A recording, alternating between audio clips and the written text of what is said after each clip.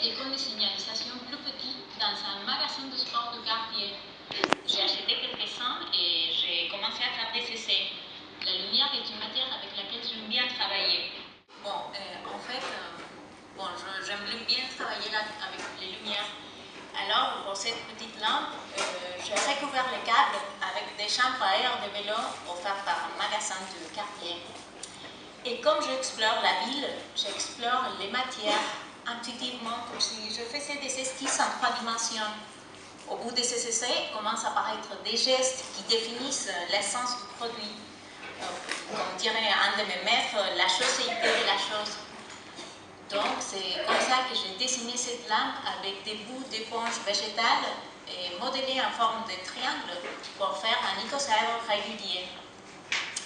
Et travailler avec une matière suppose de la comprendre, de dialoguer et de négocier avec elle. Parfois, elle se résiste à l'idée ou à la personne qui s'assoit dessus. J'ai dessiné cet tabouret avec Christian Moidet, un designer ami à moi. Donc, il s'agit il vient sous la forme d'une planche qui se plie et qui se tient avec des pinces à la base. On a dû faire beaucoup d'essais pour ça. Donc, ici commence mon histoire d'amour avec les bobines de câble. J'ai fait des cours dans un magasin de bricolage quand j'ai vu un employé en train de transporter une palette avec plein de bobines vides. Donc, je lui ai demandé qu'est-ce que tu vas en faire. Il m'a dit les jeter. Donc, je dis c'est un sacrilège. J'ai demandé un sac et j'ai pris tout ce que je pouvais. C'est comme ça que j'ai dessiné cette lampe baptisée Voilà, car je lisais alors les Mille et une nuits. J'ai remplacé une partie de l'axe central pour un anneau d'acrylique translucide quand la lumière passe mieux.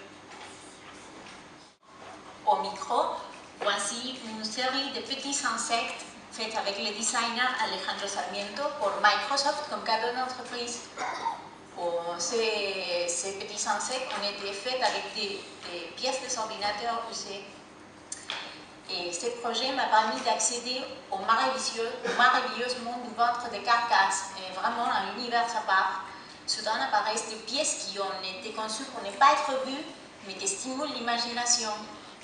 Et en cherchant des éléments pour incorporer aux insectes, j'ai trouvé chez un orthodontiste, là c'est l'image que suit, des boules en plastique que les orthodontistes utilisent pour faire des mélanges.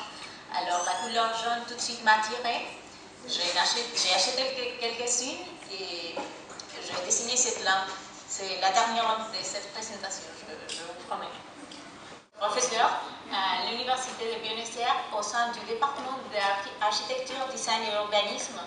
Et j'enseigne là-bas depuis 5 ans et j'aime beaucoup cette facette de ma profession.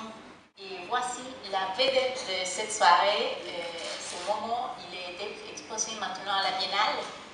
Donc, il est le fruit d'une rencontre avec des bobines de câbles abandonnées dans un coin. Donc, j'ai dessiné cet tabouret qui s'appelle Momo, car on nomme comme ça en Amérique latine au roi du carnaval. Et ensuite, pour garantir la survie de l'espèce, j'ai dû traquer les fourgonnettes de l'entreprise de télévision par câble et laisser ma carte aux installateurs pour qu'ils me préviennent quand une bobine est disponible. Et sinon, ils le jettent. C'est ainsi que j'ai appris que j'étais connue dans les médias. On m'a parlé de toi, on m'a dit un jour, tu es la fille aux bobines. Et là, il me prévient par texto qu'une bobine est disponible. Donc, comme sur le téléphone de Batman, j'ai reçu un message, je cherche l'adresse sur Google Maps et ensuite je réponds si j'arrive à temps. Lui, c'est Ramon, le génie des bobines qui me prévient par texto.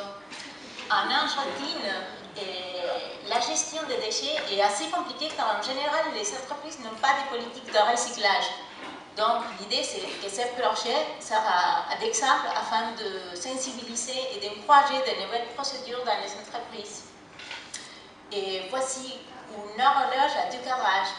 Donc, encore, j'ai édité des documents dans une imprimerie et j'ai vu les tubes prêts à partir à la poubelle. Donc, j'en ai savais quelques-uns et j'ai dessiné cette horloge. Et ceci, ce n'est pas ce que vous pensez, ce n'est pas un montage Photoshop. En fait, j'ai trouvé ces graffitis à une pasité de maison de chez moi, sur le passage Voltaire. Et avec lui, je prends congé et Momo et moi vous remercions de votre amable attention. À la prochaine.